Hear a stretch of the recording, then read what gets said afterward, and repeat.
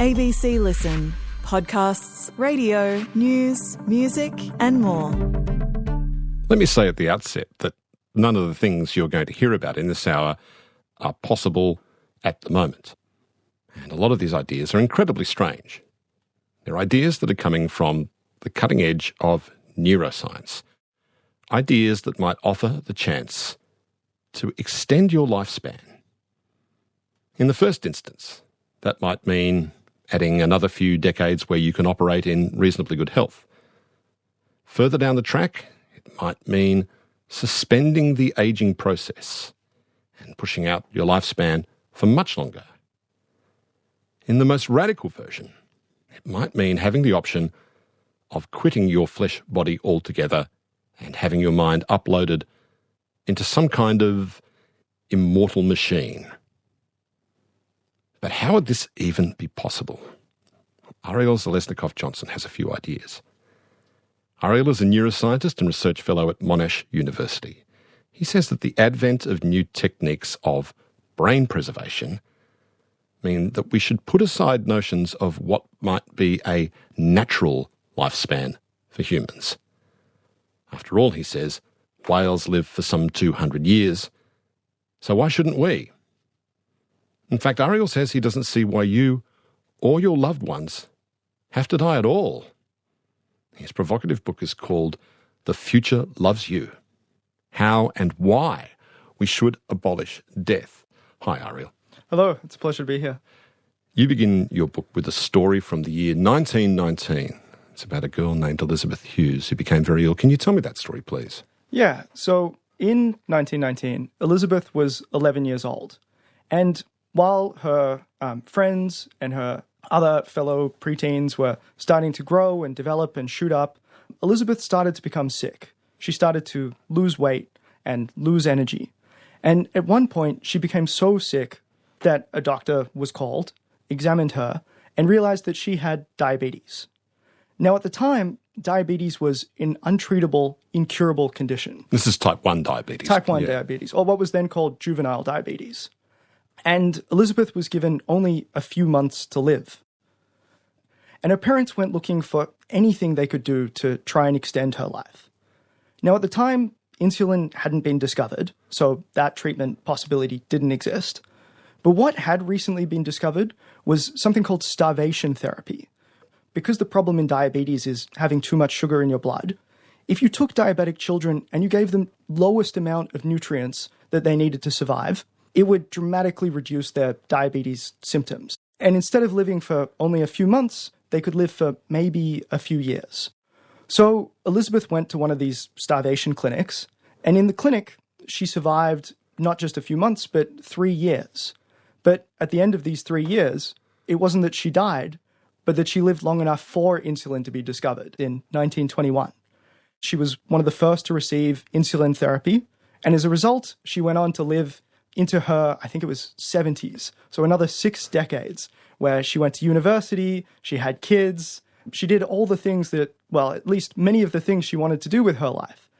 And it's such a dramatic story because it really highlights how being just in time, living just long enough for medical advances can make the difference between a very short story and a much longer story. And you think this is where we are now? In what respect? I think that this science fiction idea of cryosleep or cryostasis or suspended animation, something like it is maybe something that we could start to do today. So to run through that a little bit more, because it sounds like wild science fiction. So you might have come across the idea in, I don't know, a novel or a movie like Interstellar of being able to put people into some sort of pod or something where they're kept unconscious, unchanging, unaging for some indefinite period of time. And at the end, they come out and they're basically the same as when they initially went in. Now, that idea is very much still science fiction. But I think something using a combination of cold temperatures and chemicals, a preservation procedure, might be able to provide the functional equivalent of something like cryosleep. And that using such a technique, we could buy people the time required for future medical advances to then in the future be able to restore them to health. And I go through in a lot of detail the medicine, science, philosophy, everything required to explore this really weird idea and set of ideas. It brings into question a whole lot of things, like what is death, what is consciousness, what is the self. You say right at the outset that this is an area that nearly all of your fellow neuroscientists are very wary of treading into. Why is that, do you think? I think because it touches on so many controversial topics about what is death, what should we be doing as a society, how should economic healthcare resources be distributed, what is the soul in a metaphysical sense, all of these really touchy subjects. And also because it's sort of a two-part proposal. So there's the first part, which is like, can we preserve brains well enough today so that we can hold on to memories, structures? That part is a little bit less controversial. But the more controversial part is, well, would that be sufficient to give people a chance at being revived in the future? And that's obviously speculative. And as soon as you start getting speculative, people get accused of not being scientific, of extending beyond what's reasonable. And particularly if it's a topic that's already controversial and touchy, it's often something that people want to stay away from and just be like, no, I'm not doing that weird stuff. I'm just working on cures for cancer or Alzheimer's or more grounded material. I think when most people hear the ideas you're talking about, the first instinct is go, oh, that's interesting, but oh God, it's so creepy to begin with. And I think that's bound up with what we consider to be natural and what the natural human lifespan is. And I think most of us these days think of the natural human lifespan as being something like 80 years. What's the problem with that, as you said? Well, so there's sort of two parts to that. First, with what's natural. There's a lot of things that are natural that we really don't like. Cancer is natural. Malaria is natural. All sorts of diseases are natural. But that doesn't mean they're good. And there's also all sorts of things that are unnatural, but now that we really appreciate. Medicine in general is about, preventing nature from taking its course. And things like IVF for assisted reproduction were seen as abnormal and horrific by many people back in the 70s and 80s when they first came about. And nowadays are much more broadly accepted and seen as positive. So I'm wary of arguments from naturalism as giving us a good guide to what we should or should not be doing. Anesthetic was seen as unnatural at some point too, wasn't it? Yeah, exactly. Back before the invention of anesthesia, people often still needed surgery. They had a tumor that needed to be removed, a limb that needed to be amputated because of infection. And at the time, there were opiates and there was alcohol, but those only provided insufficient sort of pain relief. You would still feel horrific pain under these surgeries. But it wasn't necessarily the case that all doctors and surgeons told patients undergoing these procedures that, look, I'm so sorry. It's going to be really painful and that's terrible and there's just nothing we can do about it. I'm sure many of them did say that. Yeah, here's a bottle of rum and it wouldn't bit for your teeth to bite into, yeah. But there was also a widespread belief that pain in surgery was necessary and part of the healing process and that it was good for the patient. Probably this came about because, if there's nothing that can be done, you want to believe that it exists for some good purpose. But it extended to the point that even once anesthesia was first demonstrated in 1846, there was still for a few years some degree of opposition. You had people saying, this is abnormal, this is bad, this is heretical. And it took quite a few years before opposition completely died away, to the point where today if a surgeon said pain is good for the patient, we're not going to give you anesthesia, they'd probably be deregistered. One thing I've always been told and understood was that in the Middle Ages, the average lifespan was 30 years. Now, that tends to imply that you get married and then you fall off the twig. What was wrong with that figure of the average lifespan being around 30? Yeah, the problem is what exactly the word average means. There's average in the sense of all years lived by some particular population divided by the number of people who lived.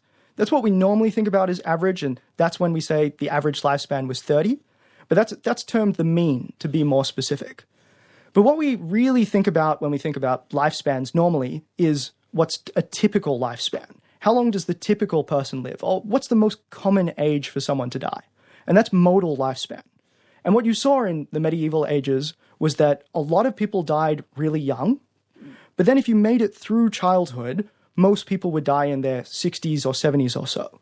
So the average, the mean, was 30. But the most common age to die was either around 0, unfortunately, or sometime in people's 60s or 70s.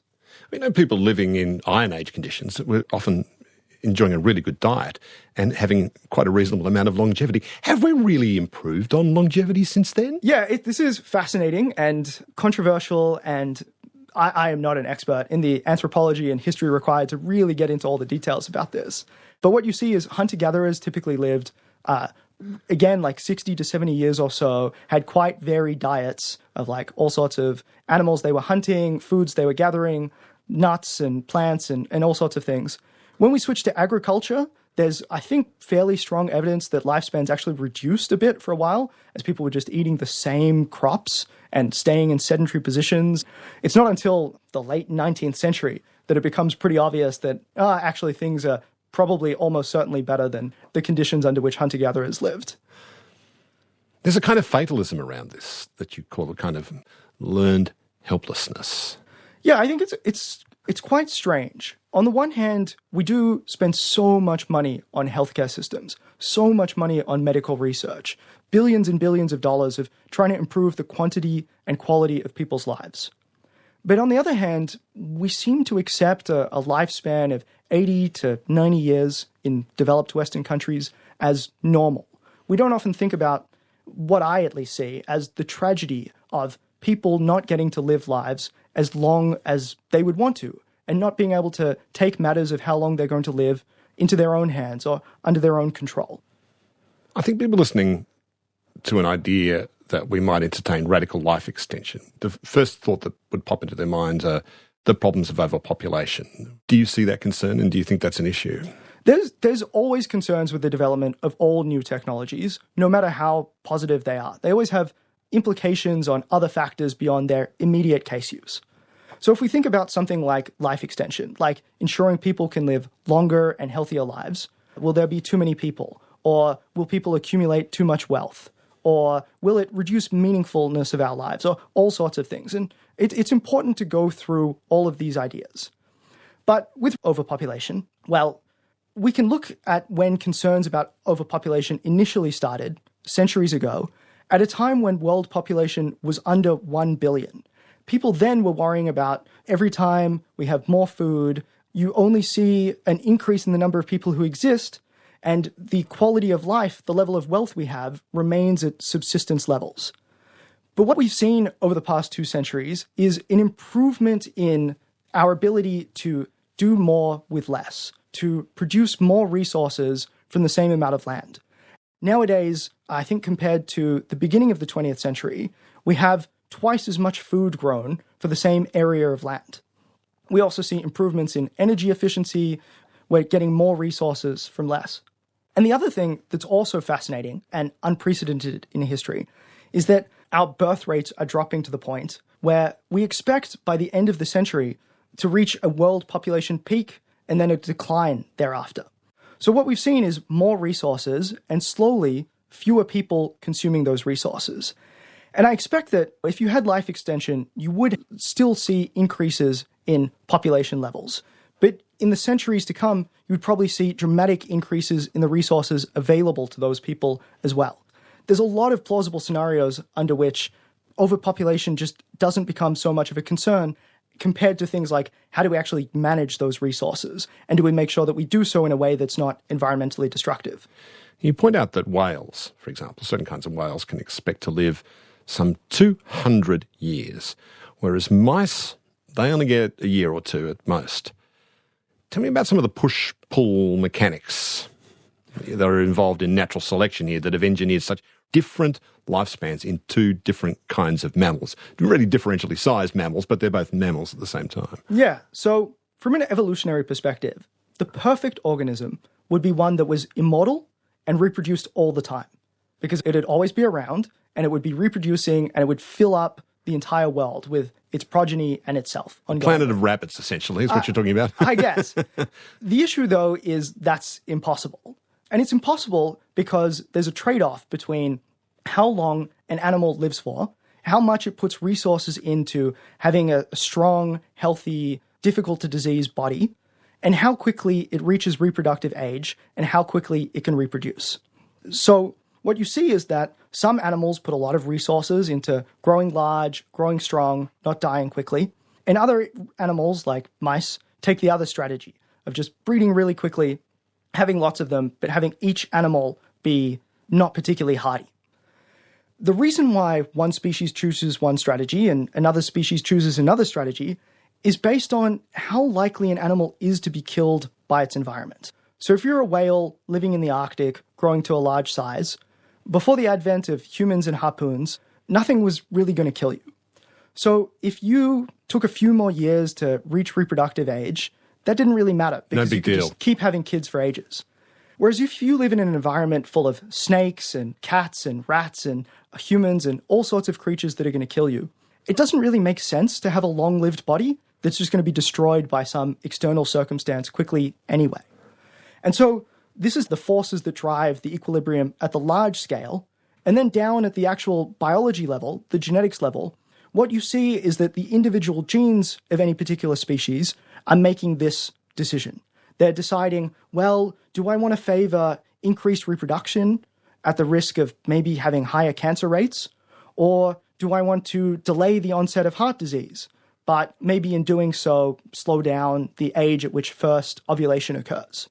This is the forces that drive how long a species lives for. These are the swings and roundabouts. And what kind of factors apply to the human aging process that you've seen? Yeah, so humans are animals like all other animals, and we live, as far as animals are concerned, fairly long lifespans. Our typical 60, 70, or even 80 years that we were previously talking about. But historically, we've still been subject to two big killers. The main one, infectious disease, and the second one, violence, accidents, humans unfortunately killing other humans. And this has meant that the equilibrium of living longer lives but not wanting to trade that off against reaching reproduction quicker pushed for an equilibrium around 60 to 70 or so. But what I should point out is this is improved compared to our great ape cousins. So if you look at chimpanzees, orangutans, these other great apes, they live something like, I think a typical lifespan is around 40 years for them. So in the last 7 million years or so, when we diverged from them, our language, our intelligence, our cooperation has pushed our average lifespans longer. But evolution hasn't caught up to the fact that we've eliminated infectious disease to a large degree with vaccines and antibiotics, and we've eliminated violence to a large degree with our governments and police and civilization, because essentially our bodies think we're still back on the ancestral savannah as far as they're concerned. Changes in an evolutionary sense take thousands of generations, and if one human generation is 25 years, it can take a really long time. If we're talking about suspending or indeed abolishing death, we need to define exactly what we mean by death. We tend to think of death as the moment when we stop breathing or our heart stops beating, the lungs or the heart fail. But how has medical science been evolving on the issue of what that point of death is really in human beings, in a medical sense? Yeah, I think most people think their relationship with defining the moment of death is probably taken from movies or TV shows or other dramatic circumstances where, you know, the heart monitor is going beep, beep, beep, beep, beep, it stops, and then that's it. The person's died. And indeed, prior to the middle of the 20th century, we did define people as dead just based on their heart has stopped or they've stopped breathing, because before that time point, there was really nothing we could do for people from that moment onwards. But from the 1950s onwards or so, we started to develop technologies like ventilators, which can help people breathe even if their lungs have failed, or cardiopulmonary bypass machines, things that can pump someone's blood for them even if their heart has stopped. Today, we even have devices like extracorporeal membrane oxygenation machines. What? Yeah, ECMO. It's a mouthful. But it's a device that can take the blood out of someone's body, filter the carbon dioxide out of it, introduce oxygen back into it, and then return the blood into a person. And using these technologies, a person can be kept alive for days or even weeks without their own heart or lungs functioning. So as a result of these technological developments, in the 60s and 70s, people realized we'd need to come up with a more sophisticated, formal definition of what death is. And particularly in the US in the 1970s, doctors and ethicists and legislators worked on something called the Uniform Determination of Death Act, which was the first sort of formal definition of death. And it came up with a definition based on two possibilities. One was irreversible cessation of all heart and lung functions, or 2, irreversible cessation of all functions of the brain. So it introduced this second definition, which is what nowadays we commonly refer to as brain death. Right. The heart and lungs may well still be working, but there's no brain activity whatsoever, and that's irreversible. That's right. That's the idea that we have, where if somebody suffered so much brain damage that there's no possibility of them being returned to consciousness, then we say, well, their hearts and their lungs are still going, but that's not really what matters for the person still being there. So now, is there an issue with that idea now that brain death equals death? Even at the time, in the 70s and the 80s, people realized there were some complications to this brain death idea. The first was that in some individuals declared brain dead, despite the definition saying irreversible cessation of all functions of the brain, there were still areas of the brain functioning. Things like the hypothalamus that control hormones or body temperature. Now, this wasn't seen as a concern because control of body temperature is not really seen as critical to what it is to be a person, but it did point out that the definition was maybe not as rigorous as it possibly could have been. But the more important problem is the irreversible cessation of all brain functions. So just like with heart and lung functions, what was once irreversible is nowadays not so irreversible with ventilators, cardiopulmonary bypass, ECMO. What happens when irreversible brain damage maybe can slowly start to be reversed to a degree? So we're seeing, for example, the first sorts of brain implants that can give people control and restoration of damage. Things like implants that give people control over their limbs if they've had a spinal cord injury. There's even been some devices that can give people control over their blood pressure if they've had injuries, and these things are developing all the time. There's a group in the US, for example, working on prosthetics for memory when people have had that sort of brain damage. Now, these things are still very primitive compared to what we one day hope to develop, and very primitive compared to what we can do for heart and lung functions. But they are improving. And so the question is, if this continues to improve and improve to the point where there's no brain damage that we can't restore or replace in some sense, then is there ever a point at which someone should be considered dead? Well, what some philosophers have argued for is that instead of talking about irreversible cessation of all brain functions or loss of heart and lung functions, what we should be focusing on is instead what it is that is core to making a person who they are. Their memories, their personality, their psychological properties, their dreams and desires and goals. That's what defines a person, not their heart and lungs or ability to control their body posture. And if you use this definition, then you say someone has died when they've irreversibly lost what it is that makes them them. They've died when they've lost their personal identity. That, I think, is a much better definition of death. Irreversible loss of personal identity. That's what really constitutes death to your mind. So if we're going to try and preserve that or replicate that, what exactly is this personal identity that's going to be held onto in some form? Are we talking about the self here or personal identity? Is there any difference between the two? Yeah, so the self depends on who you're asking, a variety of different definitions.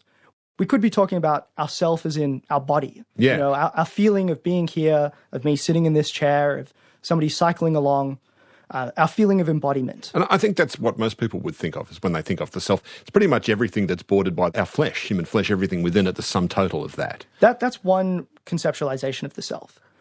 We could also think about all the things we think define us. So our memories, our personality, our relationship, our job, our property, even in the broader sense. Well, that's the mind, isn't it then? Well, it could be, but I mean define in a broad sense, where it could be your body is something that defines you. Are you tall or short?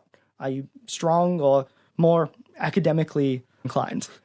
You could talk about your relationships, and that's not exactly your mind per se. To say your friendships and your professional relationships are part of your mind. Your history. Yeah, exactly. Your culture. This is sort of a multiple attributes definition, where you think about all the different things, all the different components that make you who you are. And you can imagine that at one particular moment in time. That's yourself at that particular point. But you could also think about yourself now, yourself from a year ago, from 5 years ago, from 10 years ago, or your future self, the person that you will be in a year or 10 years from now. It's not the same thing. No, exactly. And when you start thinking about this question of what is it that makes someone at a particular time point be the same self, the same person with their former self or their future self, that's the question of personal identity, of what defines a person across time.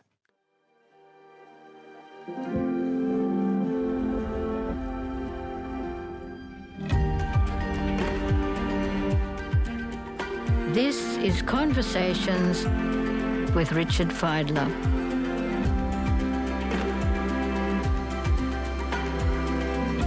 You can find more conversations anytime on the ABC Listen app. So you have this idea that the self might continue in some other form of body, but then you flip it around and say, can you have a different self in the original body? And that brings us to the story of a man called Phineas Gage from the mid-19th century. Please tell the story of what happened to poor Phineas Gage, please. So in 1848, Phineas Gage was working on a railroad in Vermont in the US. And on one particular day, he was preparing some rock to be explosively blasted away. So he'd bored a hole into the rock, he'd put some blasting powder down the bottom, he'd put sand on top of it, and he was packing it in. And he was using this big, long iron rod to pack it down when he was distracted by something behind him. And the rod scraped against the side of the rock borehole and ignited the powder at the bottom. Unfortunately for Phineas, this resulted in the rod being blasted out of the hole and through the left side of his face and up through his brain and his skull. Incredibly, it didn't kill him. Extraordinary. And actually, within, I forget exactly how long, but half an hour, he was back on his feet. Like he was lucid and wandering around. So he had a prolonged recovery period. He did get an infection. It looked touch and go for a while. But after a few months, physically, he was quite recovered. But although he could move, and although he was still strong, it turned out that his personality had changed. Where before he was affable and a responsible worker, he became arrogant and rude. The railroad company didn't want to re-employ him. And actually, his doctor records that his friends and family said, he's no longer Gage. It seemed he'd had such a dramatic change to his personality, to his psychology, that his friends and families and colleagues started to question whether he was still the same person. That's not him. Almost like he's possessed by another personality. Exactly. And so what it highlights is that our continuity, our personality, our mind is very much dependent on the ongoing structure and fidelity of our brains, these physical structures.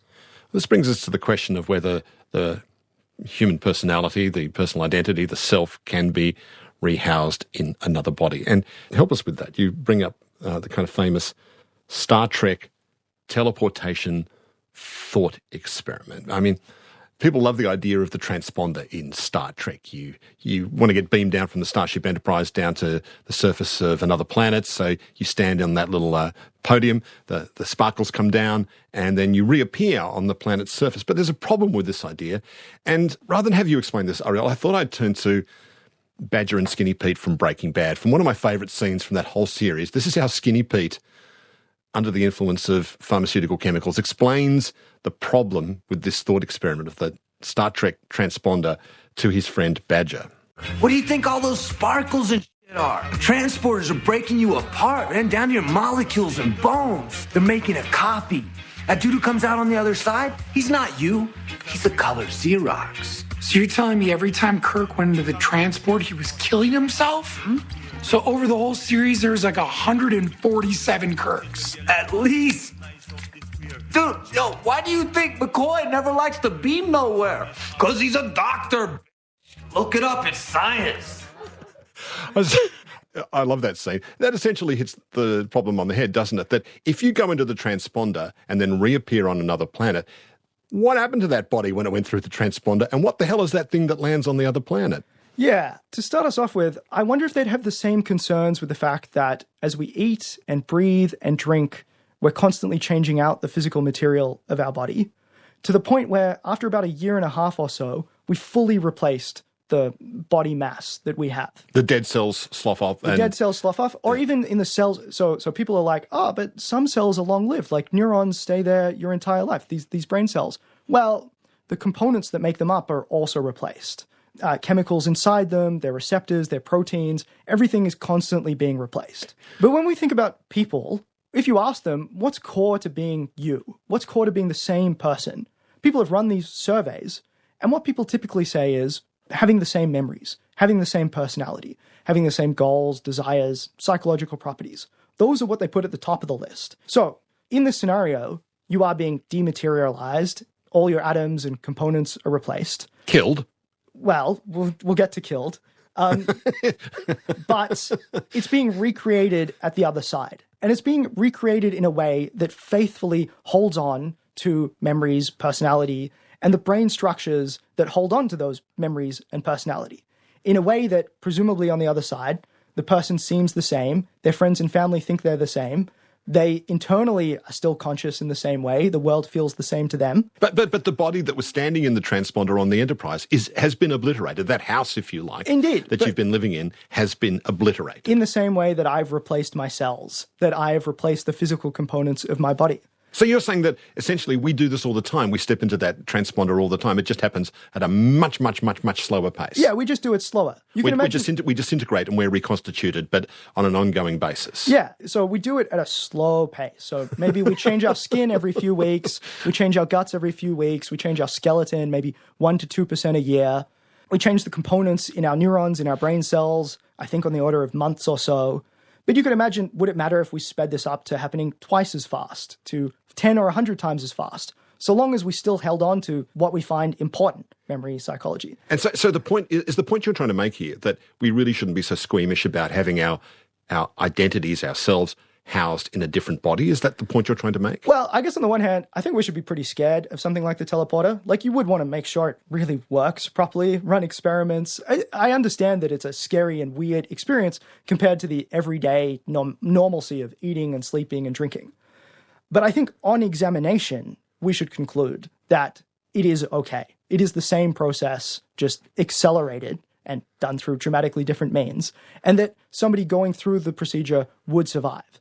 And I suspect that if people started to go through teleporters, interact with people who'd gone through teleporters, people would very quickly lose their aversion to them. Since you're talking about death being abolished by sustaining one's own conscious personal identity over time, we need to defend consciousness now, human consciousness, which is what you do in your book. Why does this odd question of what is human consciousness come into play when you're talking about extending human lifespan?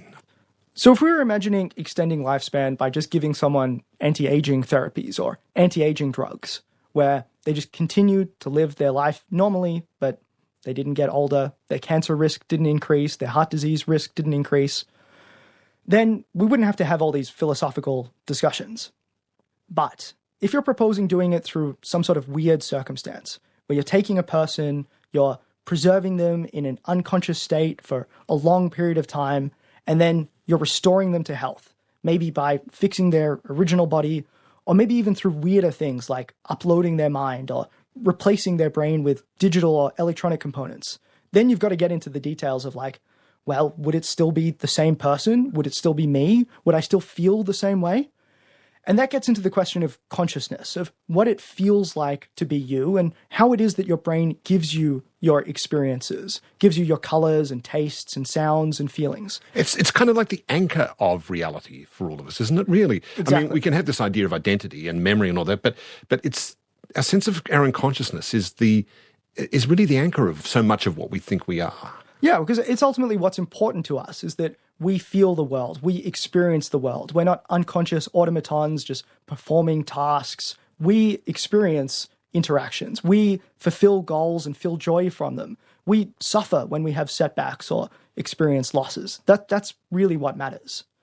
But what we have to keep in mind is there's a difference between consciousness in the moment, our feelings right now, and between what makes us the same person over time, or what connects conscious experiences from our past to conscious experiences from our future. And the reason why I really want to emphasize this is a lot of people, when they think about the teleporter scenario, for example, are scared by the break in consciousness, in that there's you're there, and then you're not there for a period, and then you're back. And they worry that, well, something's been lost in that experience.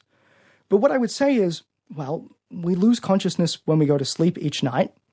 We lose consciousness if we undergo anesthesia.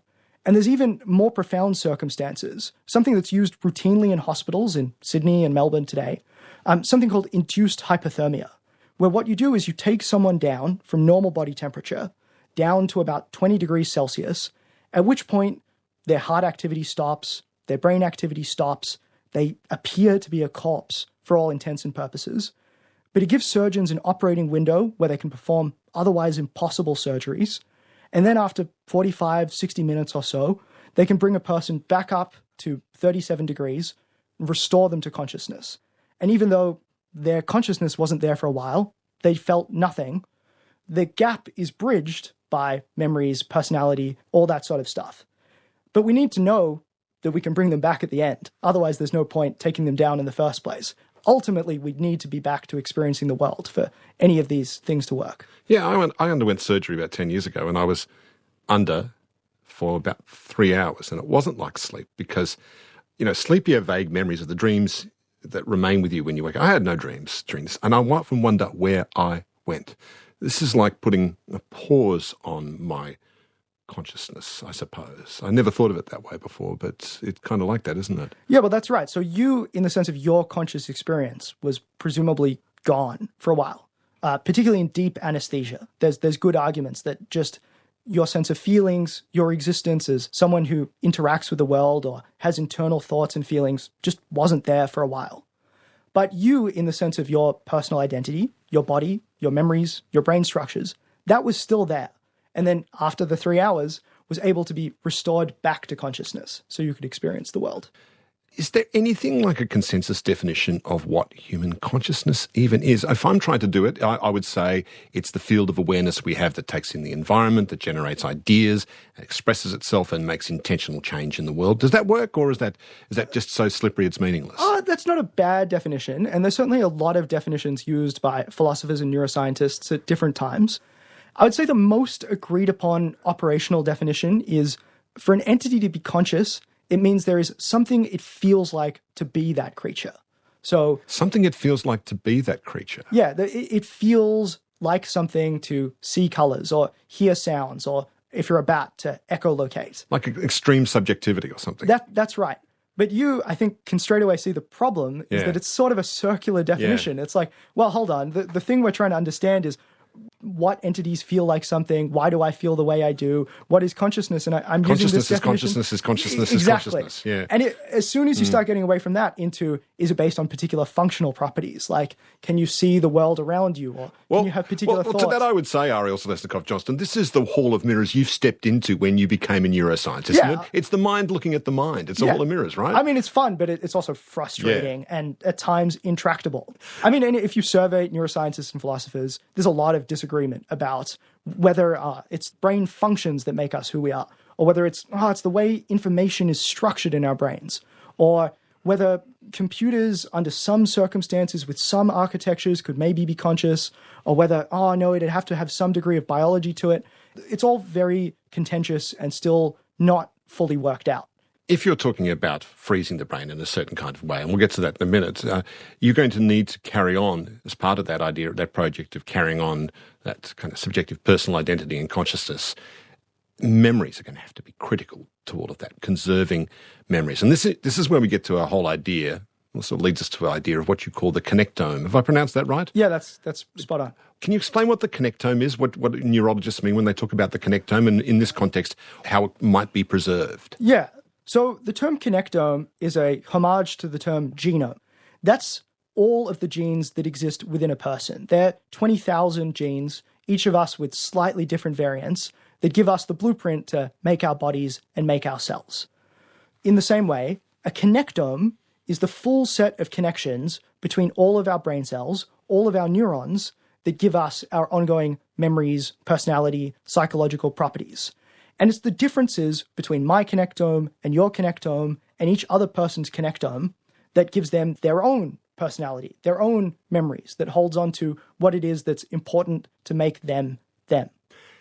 So how could that ever be mapped? How could you even record that? In this day and age, we constantly use the analogy of the brain as the computer, but it doesn't really work that way, is it? I mean, at the most fundamental level of memory in a computer is an on-off switch, effectively a 0 or a 1. That's the binary switch. And our brains aren't like that, are they? So how much you record or hold on to that connectome after the body has died or gone into suspended animation, if you like? So if we want to image all of those cells, all of those connections, the way neuroscientists do it at the moment is first using brain preservation techniques and then using very fancy microscopes. There's in fact a really fascinating and important development that happened with a fly brain recently, where we published the full connectome of the fly brain, all of its connections, and we even created a digital model of this fly brain. So let me run through it. So it starts by introducing preservative chemicals into the brain of whatever animal it is that you're trying to preserve. So things like fixatives, aldehydes, formaldehyde, glutaraldehyde. And what these fixative chemicals do is they get in and they lock everything in place. They halt biological activity, they stop decay processes, they turn the brain into a gel of a sort. And what that lets you do is then you can subsequently, if you're doing imaging studies, like with these fly brain mapping, is you can take it out and you can scan it at very high resolution. You take these really high-resolution images, down to nanometer level resolution almost, and you take trillions and trillions of these images, and you can use them to reconstruct a sort of 3D image of the entire brain, of all of its connections, and then with this enormous amount of data, you can go through and trace the connections, you can find particular connections, particular kinds of cells, and you can start to do digital reconstructions of them. It's a huge amount of data, and it's a very laborious process that we've only mapped out so far for small animals. Flies we've done, mice are being worked on at the moment. But it's pretty clear that we can see the path to scaling it up to primates and then eventually human brains. See, when you describe that, doing that with a human brain, I suppose my first instinct is to feel some kind of horror and to rebel against that very thought. It seems monstrous to me. And I don't know whether my reaction to that is to something that seems like, I don't know, the violation of some kind of idea of sanctity of the human self, soul, mind, personal identity, or if it's just squeamishness. It's just the reaction to being introduced to a new idea. What do you think, Ariel? What's going on in my mind at the moment? Tell me, please. I think there's two things. I think the mechanics of biology and squishy cells and blood and guts and brains is pretty horrifying when we start to think about it. Like, it's nice to just be sitting there embodied, not worrying about how your body's functioning, not worrying about how your brain's holding you together. But when we start to think about the components and how they can go wrong or be modified, that can be quite confronting and disturbing. And particularly if we're imagining doing this with human brains and exploring weird future possibilities where we feel out of control and unsafe. What that would bring me to is the importance of ensuring that any of these sorts of technological developments, whether it's just people donating their bodies or brains to science without the hope of being revived in the future, or whether it's medical procedures, or whether it's even radical life extension stuff that I'm talking about, that it's always done with a framework of people consented to it, there's ethical oversight of what's happening, we're doing it for good scientific and medical reasons. This is what gives people confidence in science and medicine generally and helps to cut down, I think, on the squeamishness. But it is weird and gross. It is weird and gross. But then surgery is weird and gross as well. So the kind of circumstances you would envisage is like the kind of thing that happens to someone if they're dead or almost dead from having been submerged in freezing water, for example. So someone's captured at the moment of death, and very, very quickly the brain is suffused. First of all, it's frozen and suffused with this kind of formaldehyde-type agent to put it into this glassy form that will not degenerate. And you hang on to it for however long, like the famous myth of Walt Disney, hang on to it and wait for a future where whatever has been damaged can be repaired? Or are you talking about putting it in something new altogether? The key part is the preservation step, the initial holding onto it. So as you say, we have circumstances today, induced hypothermia, unfortunate cold water drowning circumstances, where brain activity stops, heart activity stops. But because the brain has been preserved, we can revive the person. So I'm talking about taking this from 20 minutes, 40 minutes, an hour, a few hours, out to years or decades, in a circumstance where somebody is terminally ill, but they would like a chance at being able to live longer.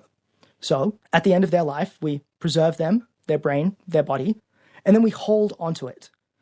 The question then is, how could we revive them? How could we restore them to health at some point in the future? The two possibilities that are speculated on mostly are either repairing the damage to their original biological body, maybe with some kind of nanomedicine that can get in and reverse the fixation procedure, deal with the cancer or heart disease that was initially causing them to be dying.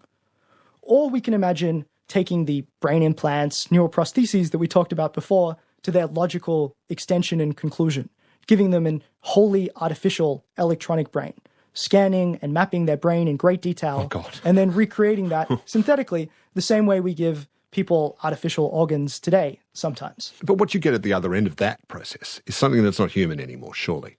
So much of what it is to be human is about what it is to be housed in flesh and blood, to feel pain, to feel the pressure of the external world upon the prickly flesh that we're all embodied in, to feel sexual desire, to feel repugnance, to feel hunger, to feel pleasure. All those things are so biologically embedded and so absorb us in our day-to-day lives that if you don't have that and you're in a wholly artificial body, then you're going to be something else altogether, I would say. I agree. If you don't capture those feelings and restore those feelings, then the procedure's failed. But they wouldn't make any sense unless they were housed in something that was biologically human, surely. Well, that's where I disagree. I think we need to keep those feelings, the sense of being able to feel things, touch things, see things, sense things.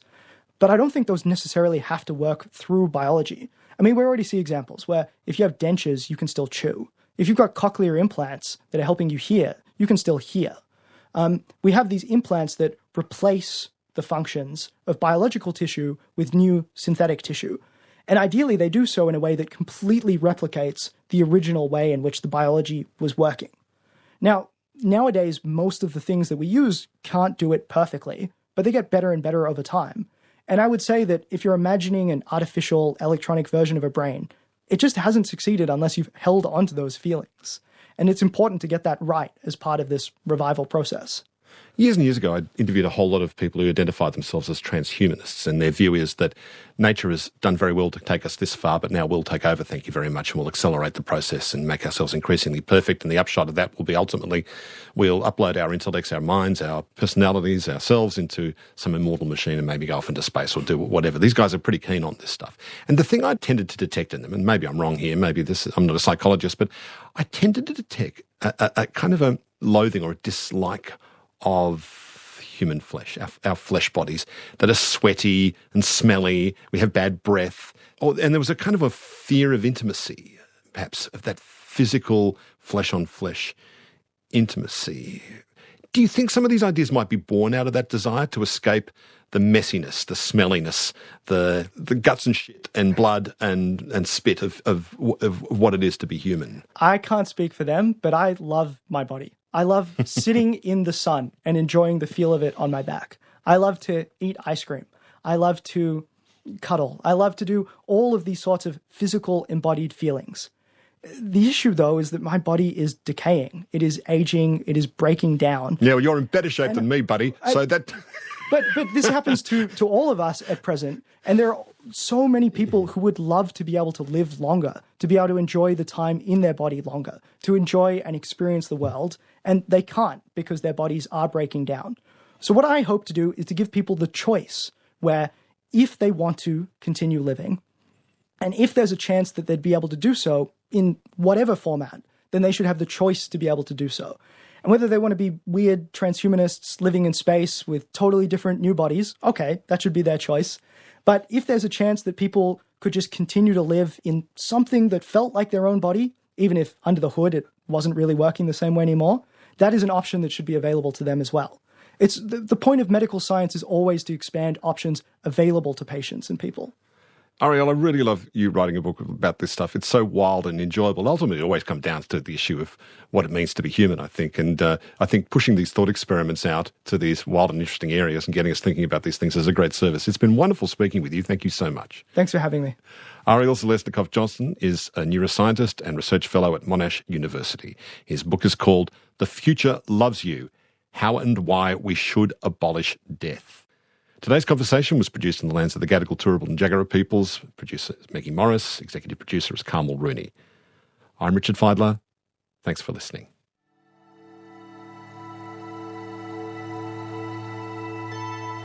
You've been listening to a podcast of Conversations with Richard Feidler. For more Conversations interviews, please go to the website abc.net.au/conversations.